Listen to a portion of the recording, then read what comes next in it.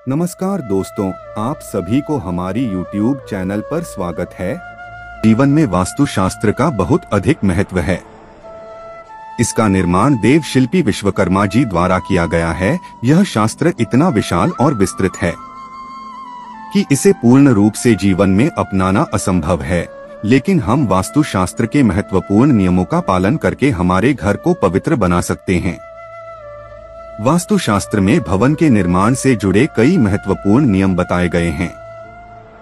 भवन के निर्माण से पूर्व भूखंड का चयन कैसे करना चाहिए? किस प्रकार का भूखंड भवन के निर्माण के लिए सर्वोत्तम होता है तथा भवन के पास स्थित वृक्ष, मंदिर, पेड़ पौधे, मार्ग आदि का भी विचार किया जाता है। उसके बाद घर का निर्माण करते समय घर के मुख्य द्वार की दिशा को सबसे अधिक महत्व दिया गया है। भवन का द्वार कौन सी दिशा में होना श्रेष्ठ फल प्रदान करता है? अलग अलग दिशाओं का महत्व भी अलग अलग होता है। इसीलिए भवन का मुख्य द्वार बनवाते समय मुख्य द्वार की दिशा को ध्यान में रखना बहुत आवश्यक होता है। यदि गलत दिशा में मुख्य द्वार का निर्माण किया जाए तो इसके के अशुभ परिणाम प्राप्त होते हैं। घर के अंदर वास्तु दोष उत्पन्न होते हैं और उस घर में निवास करने वाले लोगों को जीवन में कई परेशानियों का सामना भी करना पड़ता है।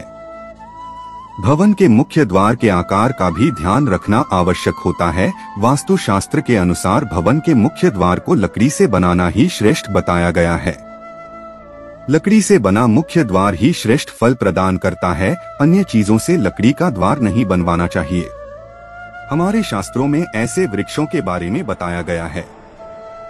केवल उन वृक्षों की लकड़ी से ही मुख्य द्वार बनवाना चाहिए। अन्य लकड़ी से बने प्रवेश द्वार शुभ परिणाम नहीं देते हैं।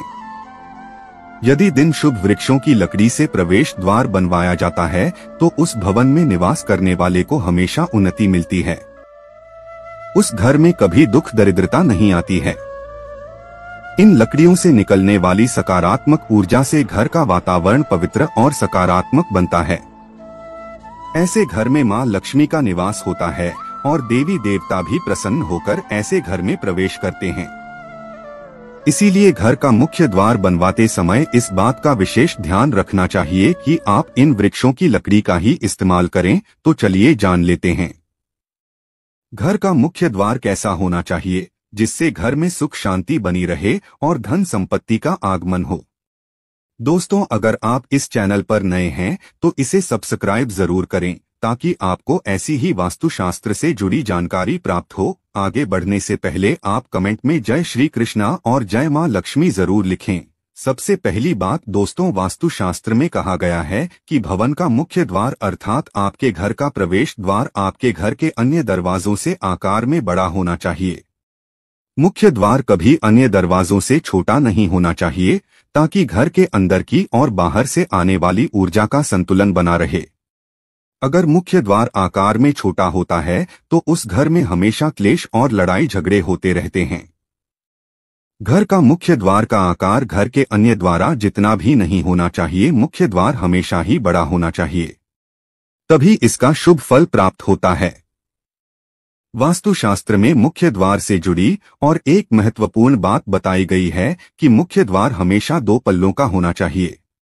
इस मुख्य द्वार को खोलते अथवा बंद करते वक्त दोनों हाथों का प्रयोग होना चाहिए।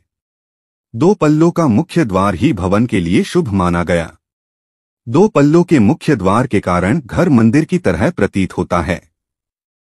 मां लक्ष्मी ऐसे ही घर में प्रवेश करती है। जिस घर का मुख्य द्वार 2 पल्लों का होता है, अगर आपका मुख्य द्वार एक ही है तो आप उसे बदलवाकर 2 पल्लों का द्वार अवश्य बना लें। इससे आपके जीवन में कई सकारात्मक बदलाव देखने को मिलेंगे।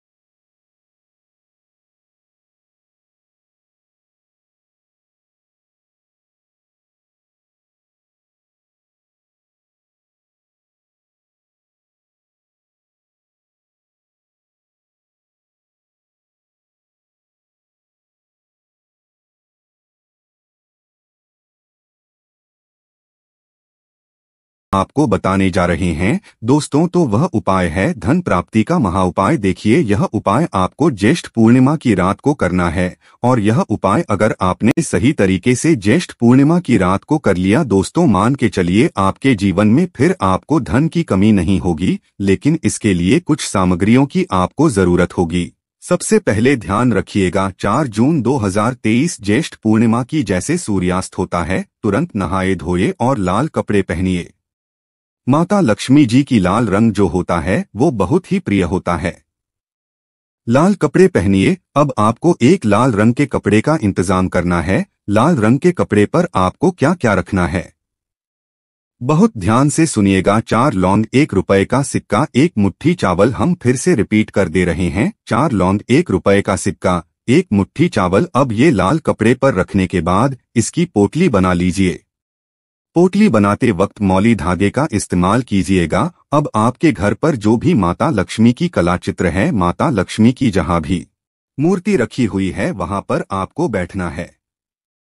एक एक घी का दीपक जलाए। ये पोटली को माता लक्ष्मी के चरणों के पास रखिए। माता लक्ष्मी का बीज मंत्र बोलिए। बीज मंत्र इस प्रकार से है, ओम श्रीम श्रीयः नमः। हम फिर से रिपीट कर दे रहा हूं दोस्तों, ओम श्रीम श्रीयः नमः। इस बीज मंत्र का जाप कम से कम 1001 से ज्यादा आपको करना है। इस बीज मंत्र का जाप अगर आपने ज्येष्ठ पूर्णिमा के दिन कर लिया, फिर आपको क्या करना है, आपको ये पोटली उठानी है, माता लक्ष्मी जी के दाएं चरण से छुआनी है और अपनी तिजोरी में रख देनी है। इतना उपाय आप कर लीजिए दोस्तों, माता लक्ष्मी जी का आशीर्वाद पूरे साल आप पर बना रहेगा।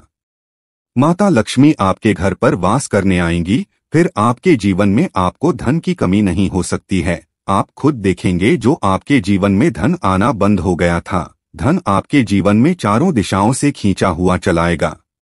इतना धन आएगा जिसकी आपने कल्पना नहीं की थी।